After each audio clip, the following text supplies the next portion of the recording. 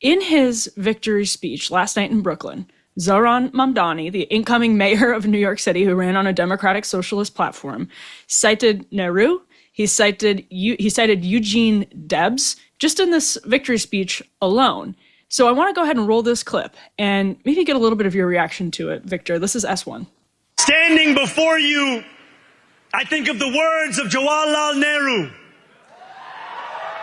A moment comes but rarely in history when we step out from the old to the new, when an age ends and when the soul of a nation long suppressed finds utterance.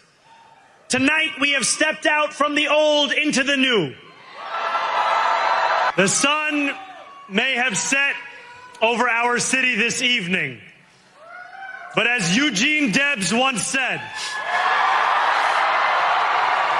I can see the dawn of a better day for humanity. No, Victor, there's a raging debate about what kind of democratic socialist Zoran Mandani is. Is he, at his heart, a Marxist? Is he a third worldist, as some have posited? Is he merely a sort of social democrat of the type you might find in Norway? If you ask Bernie Sanders, that's how he explains social democracy and democratic socialism. So who is Zoran Mandani from your perspective? Well, I think you had it the first two times. He is a socialist. To get power, all socialists say they're democratic socialists at one point. Otherwise, they would never be elected. They would just have to have a communist revolution. So they always usually come in legitimately. Fidel Castro did, Chavez did, Maduro did. The Bolsheviks seized power, but and they said they were going to have elections. They never did. And then the other thing is he's a immigrant, but he's a very strange immigrant because he's an Indian implant into Uganda, his family is, and they were very, very affluent. So when he says that Israelis are settler colonists or something, he was an Asian that went in as an elite into Uganda.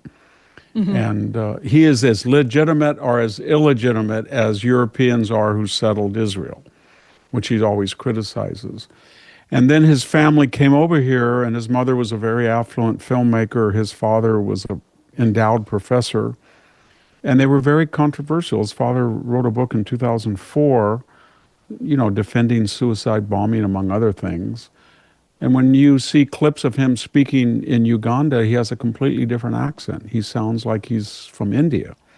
When he mentions Eugene Debs, I mean, of all the people that think that you've been elected, why wouldn't you mention Lincoln or JFK? Mm-hmm. Eugene Debs was a hardcore socialist in the Depression era. He ran, I think, for president 4 times and failed every time.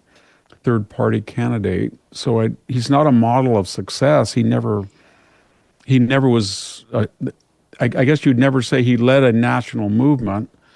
I don't know why an American would appeal to Nehru if that's who he's appealing to in India, the Indian nationalist. Mm-hmm. It has no relevance for almost anybody who's listening to him. So I think what we're seeing is somebody who worked for his mother, who was pampered, very affluent, came to the United States, and under the protocols of DEI or whatever, he felt that it was very advantageous to play that side of the binary. And then he was very smug, he's very charismatic, he can ad-lib very well, extemporaneously. And he captured a certain zeitgeist. 4 things made him possible. Because he has no experience other than just minor legislative career.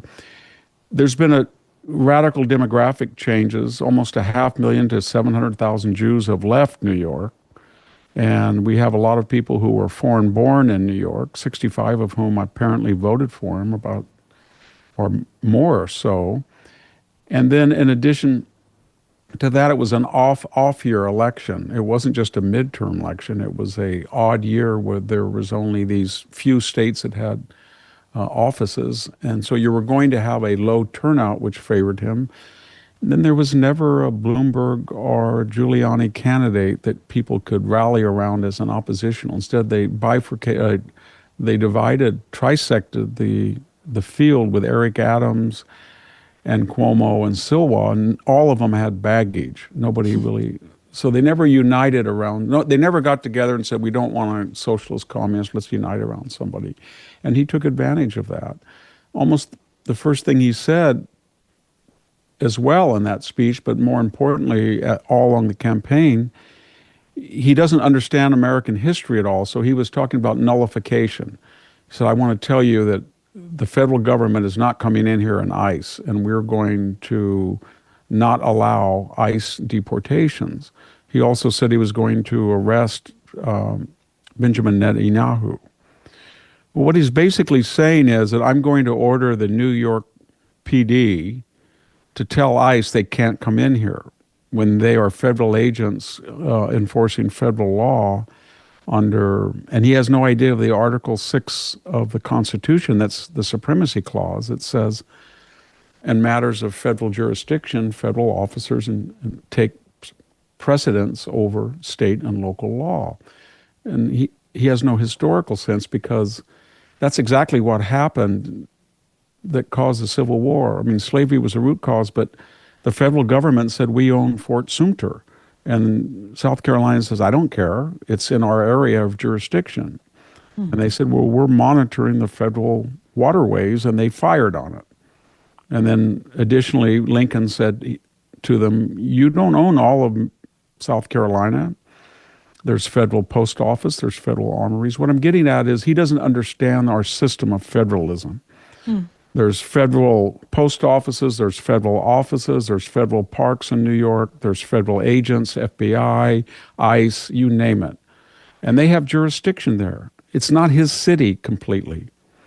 But if he's going to do that, then you can see what would happen if he said, well, Mr. Mayor, there's ICE agents at their headquarters on Broadway, and they are going out and they are they've got arrested people. And he says, stop them. And then you would have armed federal agents confronting armed. We almost saw that in Chicago. And Nancy Pelosi said that she would, that they could arrest ICE agents. So we're getting to a point, is what I'm getting at, is the 1850s, when John Brown and all of the preliminaries to the Civil War. And these people are ignorant of history, but it's nullification of federal law. It's illegal.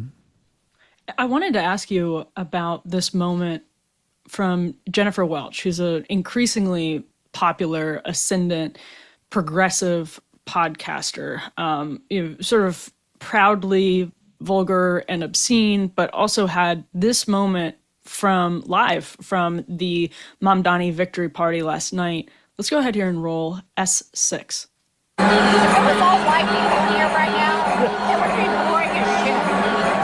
If it was all white people here right now, it would be boring. Everybody needs some spice and some color in their lives. Life's a lot better. That's the coolest thing about America.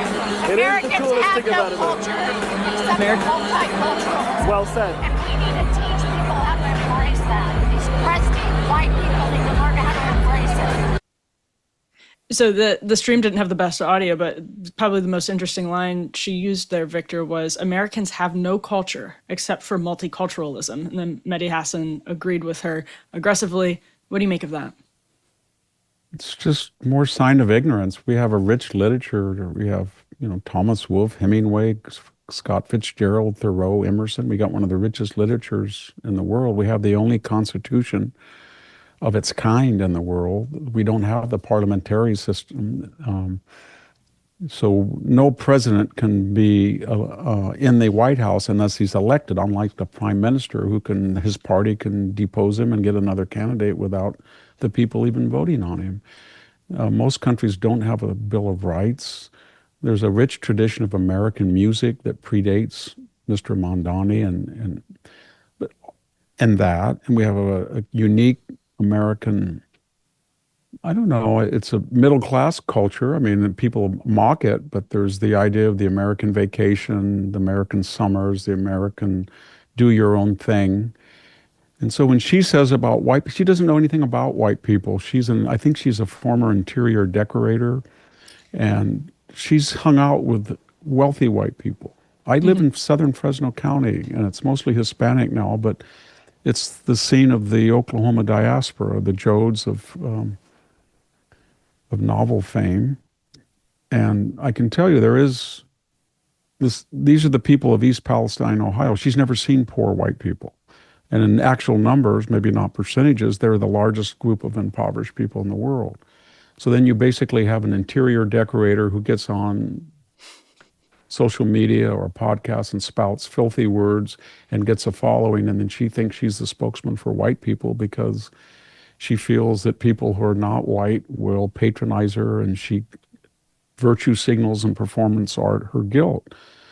But she has nothing in common with the kind of people I farmed with for 30 years. I mean, I couldn't tell when I see a person on a tractor who's sweaty and dirty and has no money, it was just as commonly Mexican or Filipino or Armenian or white or whatever. But this is part of the whole binary that Barack Obama inaugurated, where he refashioned affirmative action from a black-white binary to diversity. And he said anybody on the 30% line that's not white is a victim and oppressed, and anybody who's on the 70% white. And then he threw out all class considerations. So you have the Obamas in 4 mansions that are oppressed now. Or you have Indian Americans. When Obama said, Mandani said, I'm going to tax the more affluent white neighborhoods. First thing came in my mind, he has no idea about the census. The census said of all 35 ethnic groups, the wealthiest per capita were Indian Americans from India. So I thought, wow, you're going to tax your own ethnic group because you, by statistics, are by far the wealthiest and most privileged group in America. But under the Obama diversity idea, no, he's a victim, and he represents somebody who is non-white, but it's nothing to do with class anymore. And that's what's weird about it. Things feel heavy right now. That's what I was just thinking. Truly what I was just thinking. Politics is divisive, the news can be depressing, and it often feels like we as a society have more pulling us apart than bringing us together. But here's something simple that truly unites us all shopping small. When you choose to buy from a small business, you're not just getting a product, you're helping someone's dream grow, and you're investing in values that we all share: honesty, craftsmanship, and community. That is what a warehouse is all about. The good people at a warehouse have teamed up with nearly 100 small business makers across the US to bring you handmade goods filled with heart and creativity, uniting people of all backgrounds in the singular mission. So let's choose connection over division and show small businesses the support they so richly deserve. This is a very cool website, everyone. It is awarehouseshop.com. So visit awarehouseshop.com and use code PARTY for 15% off your first order. That's awarehouseshop.com, code PARTY.